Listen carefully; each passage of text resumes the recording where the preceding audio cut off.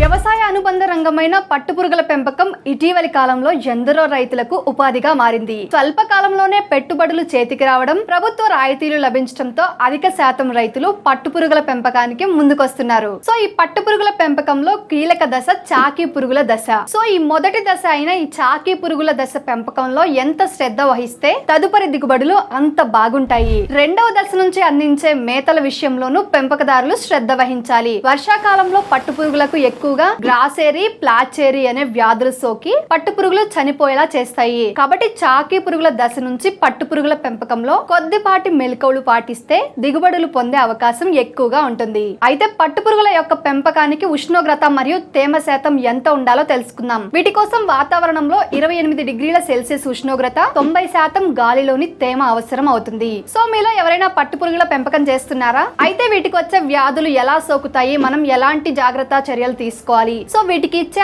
ఆహారం అనేది చాలా కీలకమైన విషయం. సో ఎలాంటి ఆహారాన్ని ఇవ్వాలి? మల్బరీ ఆకులను పట్టుపురుగులు ఎక్కువగా ఇష్టపడి తింటూ ఉంటాయి. అంతేకాకుండా పట్టుపురుగులలో చాలా రకాలు ఉంటాయి.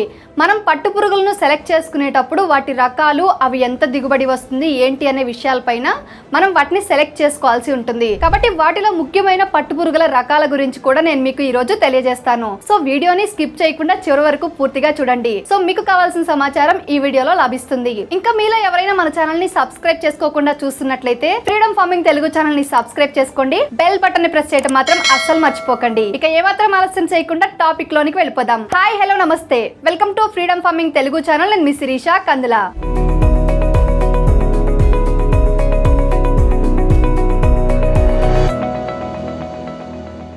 వ్యవసాయ రంగంలో గణనీయమైన మార్పులు చోటు చేసుకుంటున్నాయి. ఒకప్పుడు వ్యవసాయం అంటే వరి, గోధుమ, ప్రత్తి, మిరప తదితర పంటలను వ్యవసాయంలో భాగంగా చూసేవారు. కానీ ప్రస్తుతం వ్యవసాయం దాని అనుబంధ రంగాలపై ఆధారపడి రైతులు ఆదాయాన్ని సమకూర్చుకుంటున్నారు. ఒక రకంగా చెప్పాలంటే వరి, గోధుమ, మిర్చి ఇతర పంటలతో పోల్చితే పశుపోషణ, పట్టు సాగు, ఆక్వా తదితర రంగాలు రైతులకు అధిక ఆదాయాన్ని తెచ్చిపెడుతున్నాయి. ఆల్రెడీ ఇది మనం చూసే ఉంటాము, చాలా మంది ఎక్స్పీరియన్స్ కూడా చేసే ఉంటారు. ఇక రైతులు కూడా మారుతున్న కాలానికి అనుగుణంగా వ్యవసాయ అనుబంధ రంగాల వైపు అడుగులేస్తున్నారు. వాటిలో ఈ పట్టు పరిశ్రమ చాలా ముఖ్యమైనది. ఇప్పుడు పట్టు పురుగులకు ఆహారంగా ఇచ్చే మల్బరీ ఆకుల గురించి తెలుసుకుందాం. వర్షాకాలంలో మల్బరీ ఆకులను ఎప్పుడు కోసుకోవాలి? ఇది చాలా ఇంపార్టెంట్ విషయం, చెప్తాను చూడండి. వర్షాకాలంలో ఆకులపై తడి ఎక్కువగా ఉంటుంది.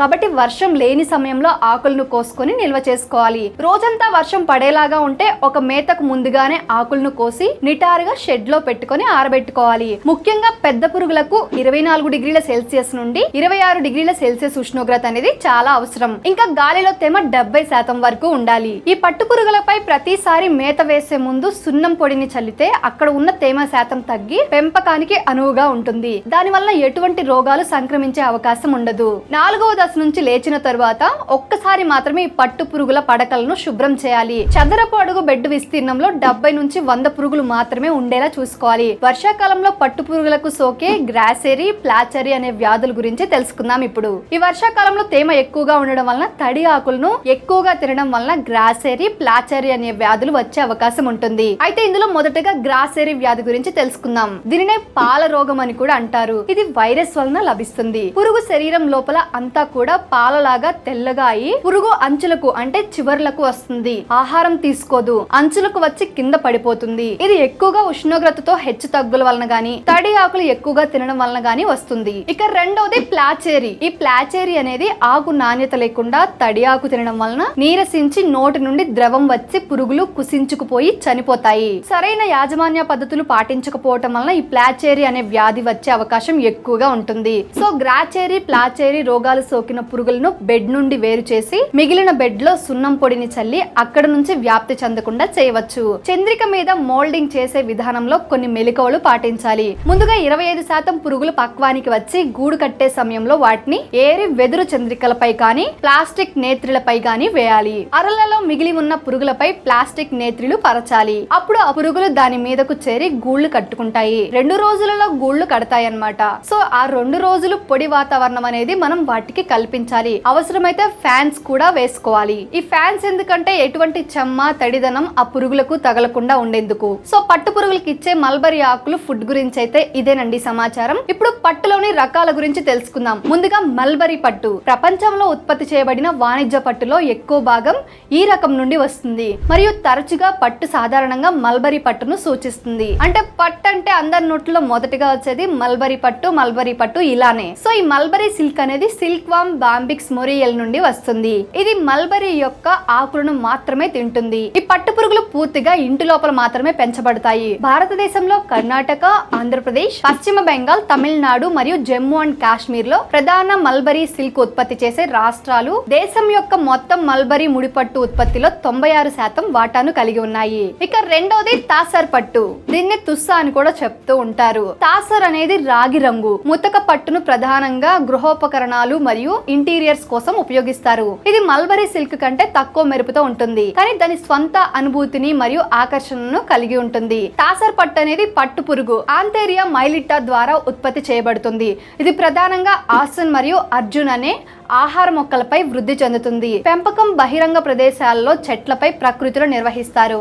భారతదేశంలో తాసర్ పట్టు ప్రధానంగా జార్ఖండ్, ఛత్తీస్గఢ్ మరియు ఒరిస్సా రాష్ట్రాలతో పాటు మహారాష్ట్ర, పశ్చిమ బెంగాల్ మరియు ఆంధ్రప్రదేశ్ లో ఉత్పత్తి చేయబడుతుంది. భారతదేశంలోని అనేక గిరిజన సమాజానికి తాసర్ సంస్కృతి ప్రధాన నివాసం. ఇక మూడవది ఏరీ పట్టు. ఎండి లేదా ఎర్రండి అని కూడా పిలుస్తూ ఉంటారు. ఏరీ అనేది ఇతర రకాల పట్టు వలె కాకుండా ఓపెన్ ఎండ్ కోకోన్ల నుండి స్పిన్ చేయబడిన మల్టీ వోల్టిన్ సిల్క్.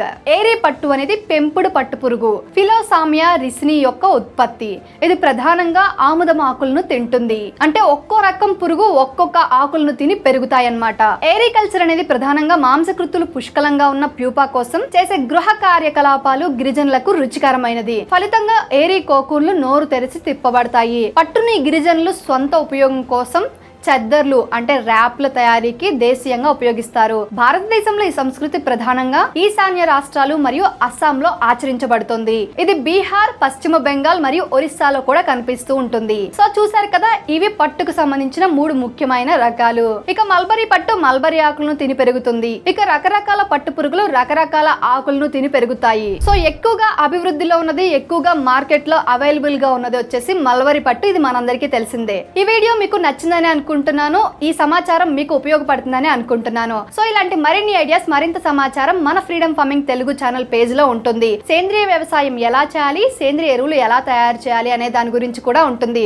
సో ఒకసారి మీరు పేజ్ విజిట్ చేసి ఈ వీడియోస్ చూసి మీరు ఇంకా నాలెడ్జ్ ని పొందవచ్చు. అంతే కదండి, ఫ్రీడమ్ యాప్ లో వ్యవసాయం, వ్యాపారం, పర్సనల్ ఫైనాన్స్ కి సంబంధించి 1200కు పైగా కోర్సులు ఉన్నాయి. సో ఇక్కడ మీకు ఎవరైతే అనుభవజ్ఞులైన వాళ్ళు ఉంటారో వాళ్ళ వృత్తుల్లో వాళ్ళు మీకు కోర్స్ రూపంలో గైడ్ చేస్తారు. మీకు ఎలాంటి డౌట్స్ వచ్చినా కానీ మెంటర్ కనెక్ట్ అనే ఆప్షన్ తో వీడియో కాల్ రూపంలో మీ సందేహాలన్నింటినీ క్లియర్ చేస్తారు. ఇంకెందుకు ఆలస్యం, మరి వ్యవసాయం, వ్యాపారం, పర్సనల్ ఫైనాన్స్ కి సంబంధించి మరింత సమాచారాన్ని తెలుసుకోవడానికి ఇప్పుడే ఫ్రీడమ్ యాప్ ని డౌన్లోడ్ చేసుకోండి.